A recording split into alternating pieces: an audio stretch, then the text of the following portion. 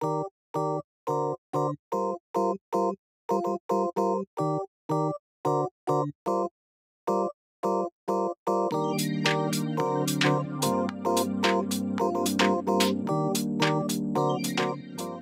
bonjour. Bonjour, bonjour. Ça va bien? Oui. Super. Merci beaucoup d'avoir accepté d'être ici ce soir. Et ça me fait super plaisir d'être ici aussi. Donc, j'aimerais ça commencer peut-être avec une petite biographie de chaque personne, juste pour qu'on apprenne un peu à vous connaître un petit peu. Annie, est-ce que tu voudrais commencer? Oui. Moi, ça fait 21 ans en fait, que j'ai mon entreprise à Gatineau qui s'appelle Aïcha Productions. Donc, on fait du long métrage, on fait du documentaire et j'ai fait également de la série web en français. Donc, Excellent. ça fait... Super. Michel? Moi, je suis principalement actrice. J'ai commencé par étudier au Vancouver Film School, où j'ai passé d'ailleurs un an à Vancouver à travailler un peu, mais surtout à étudier. Maintenant, j'écris beaucoup de scénarios, j'ai beaucoup de scénarios sur lesquels je travaille avec Annie. Je suis nouvellement, depuis le début de l'année, dans le fond, en train d'apprendre le métier de productrice aussi. Excellent. Super. Maxime? Bonjour, moi c'est Maxime Beauchamp. Je suis originaire ici de l'Est ontarien, d'une petite ville qui s'appelle Clarence Creek. J'ai commencé dans le domaine de la scène en premier. Et puis ensuite, ma carrière s'est transférée dans le domaine du cinéma et de la télévision, du côté de Vancouver en premier. Donc, la plupart de mon expérience est en anglais du côté fiction, pour des courts-métrages, vidéoclips, longs-métrages. Et puis maintenant, je suis heureux de revenir ici dans l'Est pour travailler sur une série en français en tant que scénariste-réalisateur. Super. Sarah? Bonsoir tout le monde. Moi, mon nom, c'est Sarah Ben Saoud. Je suis scénariste et réalisatrice. Je fais autant du documentaire que de la fiction. J'ai fièrement travaillé sur la série Skindigenous, sur les traditions de tatouage autochtones autour du monde. En ce moment, je travaille sur une série qui s'appelle Pulse, sur les danseurs autochtones autour du Canada. J'ai quelques projets en développement, puis ça me fait plaisir d'être ici ce soir. Excellent. Super. Donc, tous des gens très, très, très occupés. Très, très, très occupés. C'est tellement un domaine qui est rush, rush, rush toujours. Hein? Donc, pour commencer, j'aimerais que l'on jase de vos débuts en tant que créateur. Donc, en région, si vous avez suivi des formations, comment s'est passé vos premières expériences à Ottawa quand vous vouliez commencer dans votre carrière là, dans le cinéma et dans la création? Qui voudrait commencer? Je peux y aller. En fait, j'ai commencé ici à 100 vidéos. Donc, bon, super. J'ai suivi des cours de formation ici en anglais. Puis après ça, j'ai pris beaucoup de formations sur Montréal. Puis j'ai été pas mal autodidacte, donc j'ai appris beaucoup par moi-même, mais il n'y avait pas grand-chose en fait en français dans la région. Ça s'améliore beaucoup avec le temps, heureusement. Cool. Ouais, nous autres, il y avait un beau programme au secondaire qui s'appelait Cinécole. Je ne sais pas si ça existe encore, mais moi, ça a été ma première expérience avec le cinéma. Puis, mais on était juste, je pense, 4 ou 5 étudiants dans toute l'école qui l'avaient fait. Puis ils nous formaient pas tant, c'était plus, ils nous donnaient l'opportunité de faire un film. Fait qu'il y a eu un petit manque de formation. Cela, j'ai été un peu le chercher à Vancouver pour vraiment améliorer mes compétences. OK. Moi, ma première expérience de formation, c'était pas mal au cégep. Je suis allée au cégep de l'Outaouais en cinéma. Puis, ensuite de ça, un été, j'avais décidé que je voulais une compagnie. Puis, j'avais commencé avec des vidéoclips. Puis, c'est à ça qu'on louait notre équipement, des bons prix. Oui. Ah oui. Ouais. Il n'y avait pas de stationnement, mais c'était des bons prix. Ouais. Cool. Et puis, et toi? Moi, j'ai grandi sur des plateaux, littéralement. Mon premier plateau, c'était à deux mois. 2 mois, ouais. Fait que j'en ai appris beaucoup. Puis après ça, je suis allée au cégep pour 1 an en cinéma. Mais je voulais quelque chose de plus poussé. Puis il n'y avait pas vraiment ce que je cherchais, du moins du côté de l'acting. C'est pour ça que je suis allée à Vancouver. Mais quand je suis revenue, j'ai fait beaucoup de formations à l'INIS. Mais encore une fois, j'ai suivi beaucoup de formations aussi dans la région, dans les festivals. comme il n'y avait pas encore, même quand j'ai commencé, ça s'améliore, comme Annie disait, mais il manque encore, je trouve, il manquait un peu de formation, fait que j'ai dû aller vers Montréal ou Vancouver. En français, on s'entend. Oui, oui, définitivement. Puis je pense, peu importe si on parle l'anglais ou le français, pour étudier en cinéma, c'est bien des fois d'aller voir ailleurs pour voir ce qui se passe. Éventuellement, tu sais, le marché à Ottawa va peut-être évoluer. Et puis, il va y avoir plus de formation. Même à la Cité collégiale, il commence à avoir déjà des cours en cinéma, en documentarisme, etc. Fait que c'est super bien pour ça aussi. Puis c'est intéressant aussi à cause de la pandémie. Il y a beaucoup plus de formations qui sont offertes virtuellement. Fait que, tu sais, maintenant, tu peux suivre un cours en français d'une formation de la Saskatchewan ou de Vancouver ou de Montréal, puis tu peux le faire ici à Ottawa. Ouais. Puis là, ben, c'est le fun parce que tu apprends des affaires, puis tu peux les utiliser dans ta communauté directement parce que ben, tu restes dans ton salon. Là. Exactement. Ouais. Ouais, exactement. C'est beaucoup plus facile comme ça. Oui. Deuxième petite question. Selon vous, quels sont les défis d'être un créateur francophone dans la région d'Ottawa? Le plus gros, qui est un peu... En tout cas, moi, je l'ai eu, comme justement, on est en train d'essayer de financer une web-série. Puis mon plus gros problème, c'est que j'écris en français, mais mon scénario n'est pas 80% francophone. J'ai 5 langues dedans, donc ça rentre nulle part parce que on est habitué dans la région, surtout, on a nos couleurs, on utilise beaucoup, veut pas, d'anglicisme, d'expression plus anglophone. C'est quelque chose que, on dirait, personne ailleurs reconnaît. OK. Donc, les expressions un peu plus locales, genre. Oui, ben on se fait dire souvent, comme moi, je me suis déjà fait dire que mon scénario était trop anglophone, pas assez francophone, puis vice-versa en anglais. Donc, trop francophone, pas assez français anglophone. Donc, il y a vraiment... Ça, c'est le plus gros défi, je te dirais, là, que moi, j'ai eu dans la région jusqu'à présent. C'est vraiment au côté de... Bref, présenter la région pour le français qu'on a. Oui, c'est ça. C'est un peu plus dur de ce côté-là, mais c'est fun pareil. Est-ce qu'il y en a d'autres qui ont des défis? Oui, ben je dirais aussi en termes d'institutions, comme moi, quand c'est venu le temps de m'inscrire à l'université, ben dans la région, il n'y a pas vraiment de programme spécialisé en art ou en cinéma.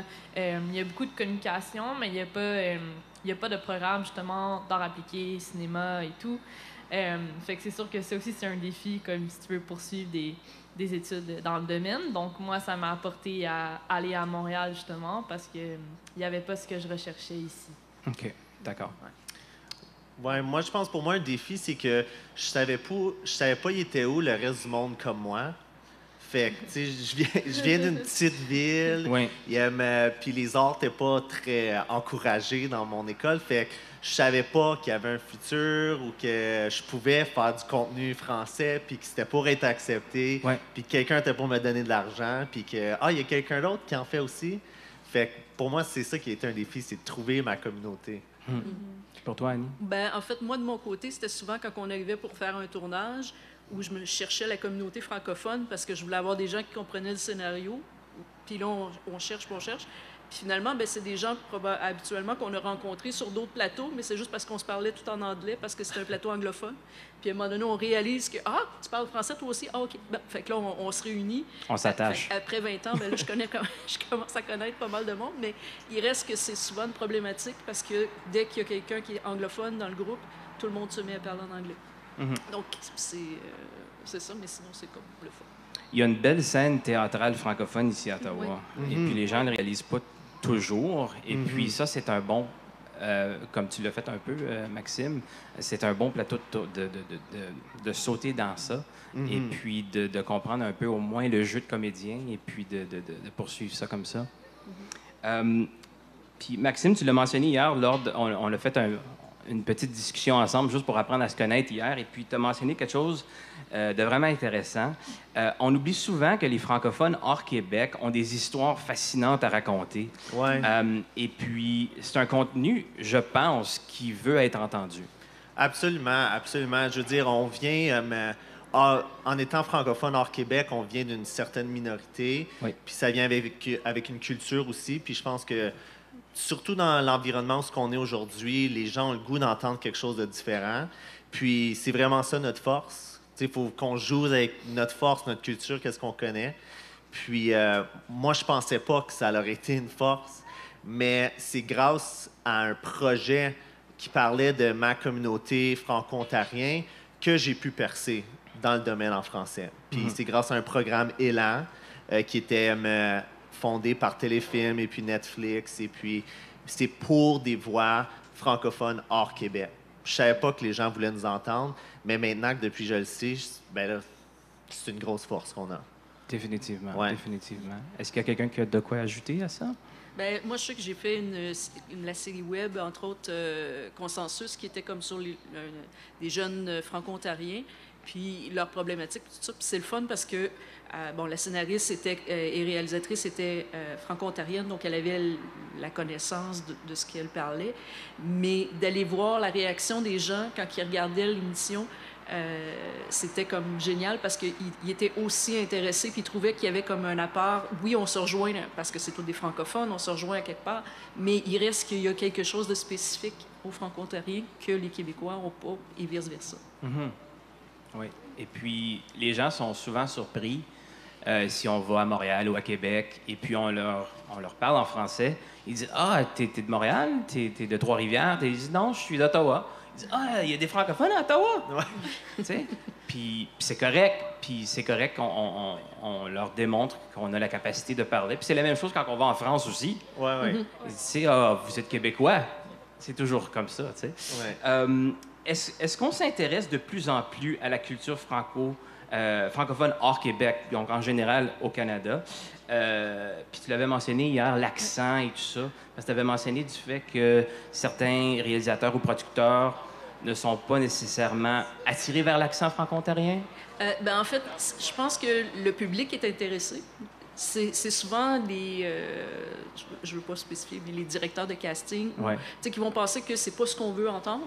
Alors que moi, je trouve que ça amène réellement une dimension, puis c'est comme différents paliers de français. Il y en a plein, tu sais, comme quelqu'un du Nouveau-Brunswick ne parle pas comme quelqu'un qui vient d'ici. On a tous chacun, même au Québec, dans chacun des secteurs.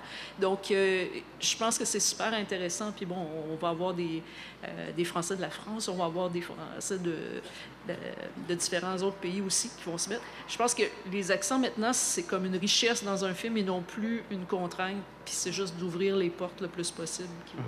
Je viens d'avoir une idée pour un scénario, là. Donc, cinq Français différents, un Acadien, un Franco-Ontarien, un Français de France. Ça serait super génial. Est-ce qu'il y a quelqu'un d'autre qui a ajouté à ça, donc, l'intérêt de nos histoires hors Québec, un peu?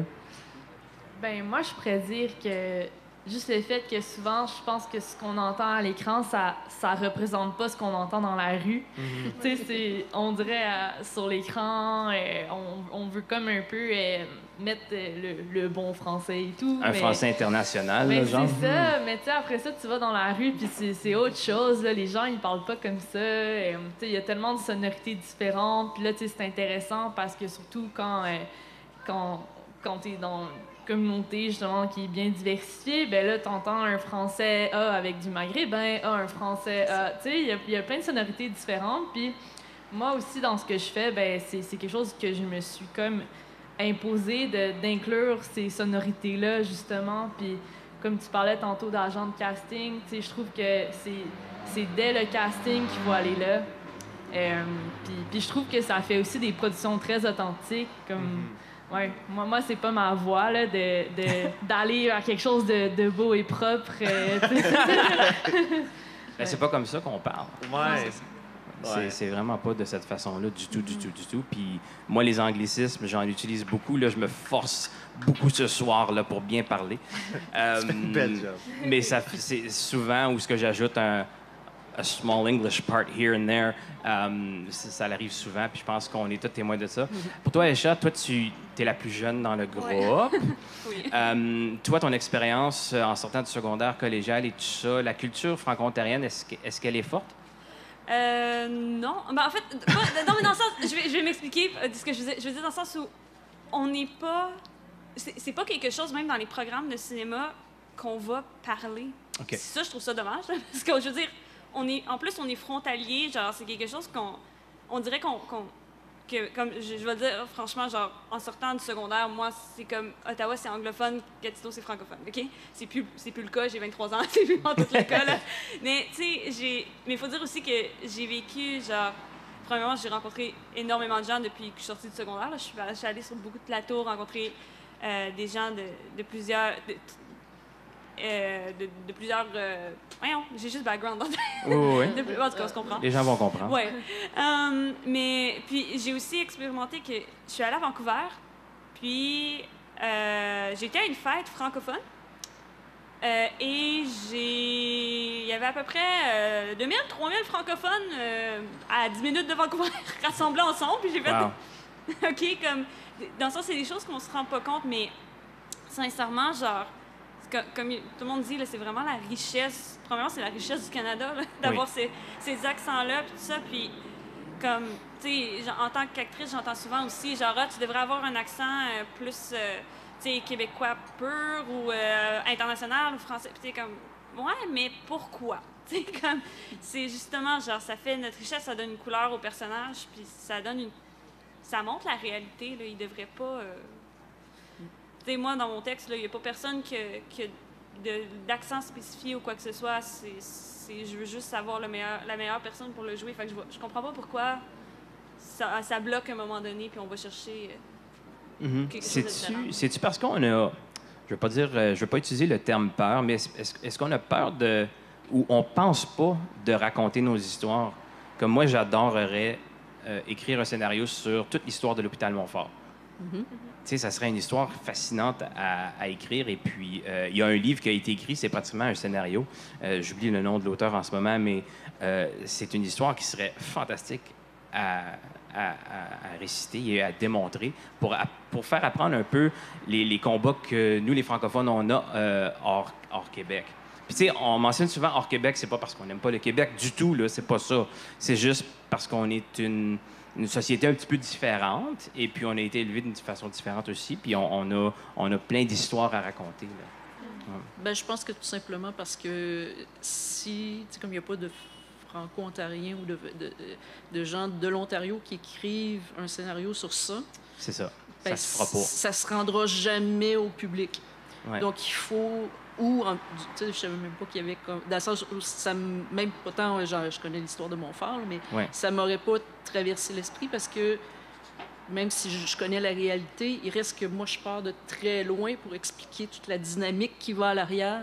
Ces choses-là, donc il y a des sujets que des fois, on va être plus confortable. Tu sais, si jamais le scénario arrive sur la table, puis tu sais, on peut le lire, puis là, on peut dire oui ou non. Ouais. Mais de partir puis faire toute la recherche, puis tout en ayant l'historique, puis ayant la vérité, pas la vérité, mais le bon poids à l'arrière, je pense que ça peut être intéressant si quelqu'un veut se pencher, mais il y a plein de bonnes histoires, en fait.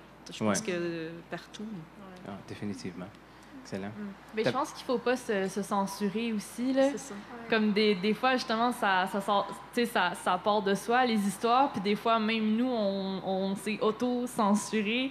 Je pense que c'est tout un travail de prendre confiance, en fait, puis se dire comme, OK, ben moi, je vais parler de ça, puis c'est comme ça que je viens, fait que c'est tout, c'est là. Ça. C'est ça. Ouais. Exactement.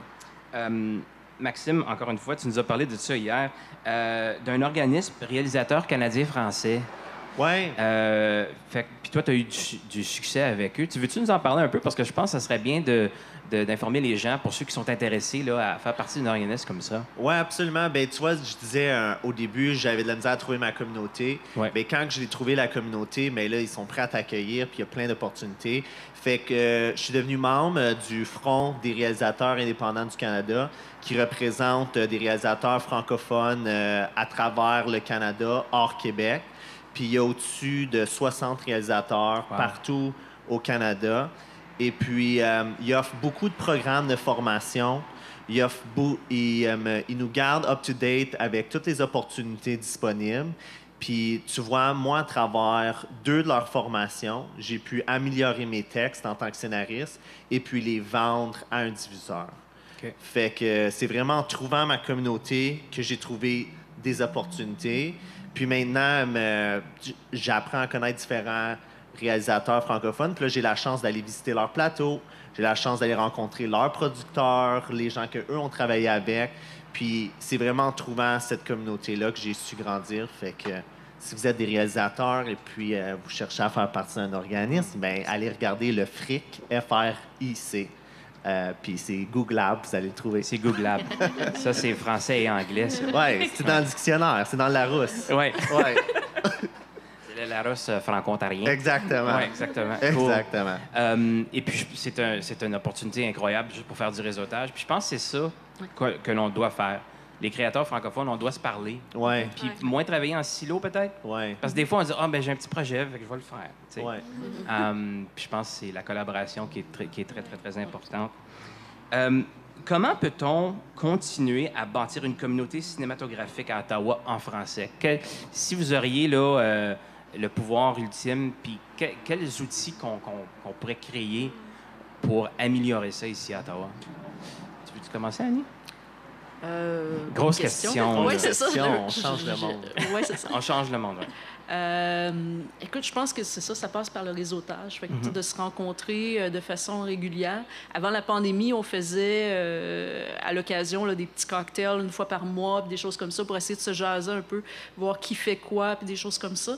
Mais tu mentionnais aussi avec le milieu du théâtre, tu sais, qu'on a beaucoup de gens, entre autres, qui vont travailler sur l'éclairage, les costumes, des choses comme ça, que c'est complémentaire, mais qu'on se rencontre pas, on se mélange pas. Fait que des fois, c'est comme un petit peu plus difficile d'y arriver. Mais je pense que c'est surtout ça, c'est de faire des événements de réseautage. Pour ce qui est des outils, c'est malheureux, mais il n'y a comme pas une place où tout dans la région est.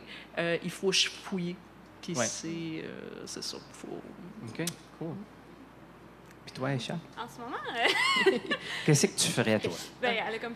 Ben, un peu ce qu'elle a dit, là, des rencontres. Sincèrement, j'ai appris à... Ben, j'ai rencontré tellement de gens qu'on le faisait avant la pandémie. On a arrêté peut-être 6 mois avant le début de la pandémie. Puis tout le monde qu'on rencontre font « Hey, on leur fait quand? » Parce que c'est vraiment intéressant. Une autre chose que je sais qui se fait en virtuel en ce moment, du côté d'Ottawa-Gatineau, puis autant en anglais qu'en français, c'est des tables de lecture. Où les gens se rencontrent, puis on lit nos projets, là, littéralement, à voix haute, dans un restaurant, puis on se donne nos commentaires. Puis je pense que ça l'aide en même temps, parce qu'après ça, tout le monde veut aider tout le monde à faire son projet. Tu sais, on veut tout... On veut tous s'entraider, puis on veut tout... C'est comme, ben je connais quelqu'un qui serait peut-être intéressé, ou tu sais, t'es rendu à le produire, ben tu sais, ça revient un peu à du réseautage. On a tous, dans le fond, le même but, là. On veut Ouais. tout accélérer puis produire de quoi. Ouais, non, c'est ça. Fait que, tu sais, de le faire à plus grande échelle, en fond, au lieu de faire comme d'un côté et de l'autre, comme Ouais. juste commencer à le faire un peu pour créer aussi cette communauté-là francophone. Tu sais, veux pas, des deux côtés de la rivière, il y a des francophones, fait qu'on peut facilement... Collaborer Ouais. entre les deux rives, ouais. Oui, c'est sûr, le réseautage. Je pense aussi qu'il ne faut pas avoir peur d'aller éduquer les plus jeunes. Oui. Je veux dire, je pense pas qu'on vit dans une ville où on a l'impression que c'est une opportunité qu'on a. Tu sais, moi, j'étais dans toutes mes années de primaire au secondaire, j'ai jamais pensé qu'une carrière dans les arts ou dans le cinéma et la télévision serait une carrière que je pourrais faire de l'argent. Tu sais, fait que je pense que si on pourrait aller éduquer les ados puis leur montrer ça, ben il y aurait une plus grande demande pour des formations puis tout ça. Puis là, ben il faudrait qu'on réponde à la demande. Exactement. Cool. Sarah? Ben moi, pour ma part, quand je suis devenue réalisatrice à mon compte, c'était l'année la plus triste de ma vie. Oui, c'est clair. C'est Parce clair. que j'étais ici, puis je connaissais personne de mon âge qui faisait la même chose que moi, puis je me trouvais comme vraiment seule ici. Puis tu sais, moi, j'avais le goût d'échanger, de rencontrer des personnes, d'aller à des festivals, tu sais, plein de choses comme ça, comme juste rencontrer des personnes dans le même domaine. Puis on dirait que ça existait juste pas.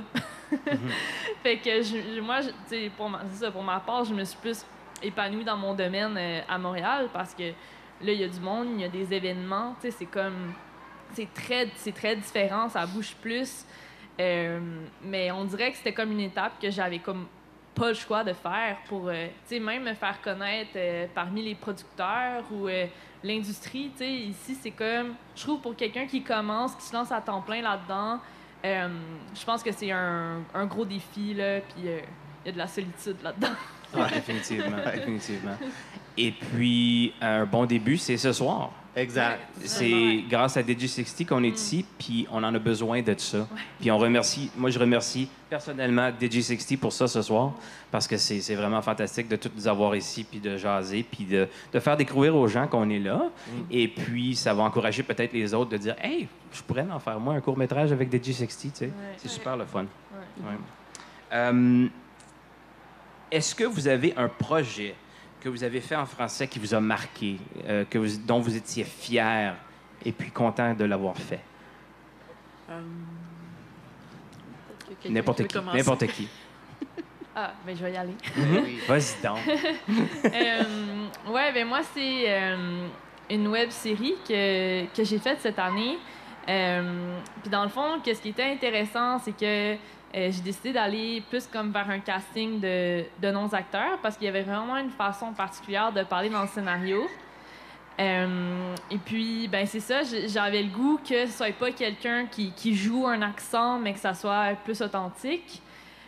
Donc, c'est vraiment cette série-là. Je suis fière de l'avoir faite. Je suis fière du casting, des sonorités dans la série. Fait que c'est ça. Ouais, je suis vraiment contente. Puis en plus de ça, quand on était en montage, on s'est fait dire qu'il faudrait la sous-titrer parce que c'est pas tout le monde qui pourrait Qui peut comprendre. C'est pas tout le monde qui pourrait comprendre. Puis moi, j'ai vraiment tenu mon bout. Puis surtout, quelque chose que je voulais pas, c'est qu'on sous-titre seulement un acteur. Tu sais, comme... Ouais. Fait que j'ai fait, OK, ben s'il faut le sous-titrer, ça va être tout ou rien. Puis moi, j'aimerais mieux que ça soit rien parce qu'à un moment donné, il faut s'habituer d'entendre ces dialogues-là, puis il faut s'habituer d'entendre ces gens-là, puis il faut les comprendre. Puis, tu sais, c'est très simple comme concept, mais honnêtement, dans l'industrie, c'était comme, on dirait que c'était quelque chose de très nouveau. Mais après ça, quand je regarde plus des films qui sont faits en France, des choses comme ça, comme là, on est vraiment ailleurs. Là, c'est comme plus normal. Fait que je pense qu'il y a quand même du travail à faire ici, mais je sentais qu'il y avait une ouverture quand même.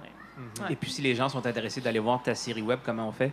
C'est sur la fabrique culturelle. Ça s'appelle Blanchissage. Super, excellent. Pour toi? Ben moi, tu vois, je commence mes débuts du côté français parce que j'ai commencé ma carrière du côté anglais. Mais je dois admettre que je suis très fier du projet que je travaille sur en ce moment, qui est en développement, qui est une série dramatique pour jeunes adultes, qui met en vedette un personnage transgenre aussi. OK. Et puis, c'est un personnage transgenre qui a grandi dans un petit village franco-ontarien. Wow. Puis c'est aussi une série musicale. Fait que ça rajoute mes intérêts dans la danse et tout. Fait que c'est une super belle histoire dans un super beau contexte. Fait que j'espère vraiment qu'on va se rendre à la prochaine étape et que ça va être sur un écran bientôt. Vraiment bien. Ouais. Super. Ben moi aussi, c'est dans mes débuts de production côté français. Puis c'est ça, c'est mon projet, c'est mon bébé, on va dire. Oui. C'est ça, c'est une web série policière que on est en financement en ce moment. Puis j'ai décidé de pas faire ça comme personne, de juste arriver et faire, ben, on brise le plus de stéréotypes possible, puis les plus gros tabous de la société, puis comme, on va à fond. Fait que, ouais, il y a 5 langues dedans. C'est en français, là, 90% du temps. Ça se passe dans la région, puis ça présente Gatineau-Ottawa comme Gatineau-Ottawa est. C'est pas une autre ville. OK. Puis j'ai juste décidé de vraiment aller à fond puis de faire comme... Moi, je trouve ça normal qu'on ait de la diversité. Je trouve ça normal que comme il y ait plusieurs langues. Je trouve ça normal qu'il y ait tout ça. Fait que j'ai fait comme je vais aller vraiment à fond. Je trouve ça normal d'avoir un personnage qui est bi comme personnage principal. Fait que, tu sais, pour moi, c'était tellement normal. Puis là, j'ai juste hâte de la faire parce que les gens veulent quelque chose comme ça, mais on en a... tu sais, c'est ça. Si on le fait pas, il y a personne qui va le faire. Exactement, exactement. Pour toi, Annie? Ben, en fait, la série que Aïcha parlait, qui s'appelle Illusion, qui est comme un beau projet parce que c'est un beau challenge. On va avoir aussi beaucoup de bagarres, cascades et compagnie. Fait que là, je Nice. tombe dans mon Yes. trip à moi. Puis également un documentaire sur lequel je travaille en ce moment, qui est une fresque de Alfred Courbe, qui est à l'ambassade de la France, qui a presque jamais été exploité. Que là, on est en train de faire un documentaire sur ça, fait que toute la recherche puis tout ça, mais c'est comme réellement génial parce que c'est comme si tu ouvrais une boîte au trésor puis tu dis, OK, on y va avec, puis on va chercher le maximum puis tout OK. ça. Fait que, ouais, c'est comme mes Donc, deux projets. Des super beaux projets. Mm-hmm. Je pense qu'on s'en vient proche de la fin. OK, cool. Des questions? OK. J'ai une dernière petite question. Que vous diriez-vous ou conseilleriez-vous à quelqu'un qui veut commencer dans le cinéma francophone, soit que la personne peut être plus jeune, plus âgée, quels seraient des conseils à donner pour commencer dans le domaine francophone en cinéma ici à Ottawa? Il faut être passionné, Oui. surtout passionné et très persévérant, mais je pense que d'aller... N'ayez pas peur de venir cogner à nos portes. Là. Moi, j'ai jamais viré personne parce qu'ils me demandaient de savoir comment ça fonctionnait dans le milieu. Puis je pense pas que mes collègues non plus ont jamais fait ça. Fait que gênez-vous pas. C'est la chose à faire. C'est comme ça que moi, j'ai appris. J'ai eu la chance d'avoir un réalisateur au début de ma carrière qui m'a donné juste un petit coup de pouce, puis qui, après ça, il m'a laissé aller. Puis il va Des lui fois, ça pour prend pas ça. grand-chose. Ça prend pas grand-chose. Pour aider mais- quelqu'un. Ouais. Cool. Et ça? Ben un peu, c'est ça, de ne pas avoir peur de demander. Je veux dire, de juste contacter. Tu sais pas. Tu sais, moi, j'ai aussi écrit des livres, puis j'ai juste pris la peine d'écrire à mon auteur préféré, puis j'ai demandé, je fais quoi? Oui. Une heure plus tard, il me répondait avec me dire comme les meilleurs conseils qu'il y avait. Mais aussi, tu sais, si c'est un projet, puis tu veux le faire, puis tu as un réalisateur que tu aimes, ben écris-y. Tu sais. Oui. Le pire qu'il va te dire, c'est non, mais si tu le fais pas, tu sauras Tu jamais sauras la jamais. réponse. Fait comme, sincèrement, puis le 3/4 du temps, c'est oui. Juste vous laisser savoir. Oui, définitivement. Maxime? Moi, dans le fond, mon conseil, c'est en français ou en anglais. Je pense que c'est important de dire, c'est banal, là, mais si tu es un scénariste-réalisateur, présente-toi aux gens comme scénariste-réalisateur, même si c'est pas ça qui paye tes billes. Parce que avant, moi, je me présentais aux gens, je me disais, I'm a filmmaker. But when did anybody hire a filmmaker? You know? It's a very general... Il faut que tu leur dises qu'est-ce que tu fais si Ouais. tu veux te faire engager dans le domaine que tu veux. Fait que la seconde que j'ai commencé à dire aux gens que j'étais un réalisateur, j'ai été engagé en tant que réalisateur. OK. Excellent. Ça s'est fait vite comme ça. Ben, il y a eu du temps entre les deux. Ça aurait été nice que ça se fasse vite. C'est une réalisatrice. Puis là, tous les contrats arrivent. Il arrive tout seul. Ouais. Ouais. C'est ça mon conseil, c'est tu dis que tu l'es, puis ça vient. là. Tu sais, Exact. c'est comme- Exact. The secret. Mais c'est ça, là, moi je dis toujours la même chose, c'est vraiment bien d'aller vers les gens. Comme c'est ça que j'ai toujours fait, puis c'est ça qui a fonctionné pour moi. Que ce soit écrire sur Facebook, tu sais, n'importe quoi, là, tu fais juste aller vers les personnes, soit quelqu'un que tu admires ou un nom que tu as vu dans le générique, des choses comme ça. Moi, c'est toujours ça que je fais. Puis je pense que si c'est quelque chose qui nous passionne, faut pas avoir peur d'aller là-dedans. Comme surtout dans la région ici est très connue pour être une ville de fonctionnaires, fait que c'est correct d'aller vers les arts aussi là, même il en faut. Fait que c'est ça. Super. Excellent. Ben merci beaucoup à vous tous. Bel applaudissement pour ces magnifiques personnes.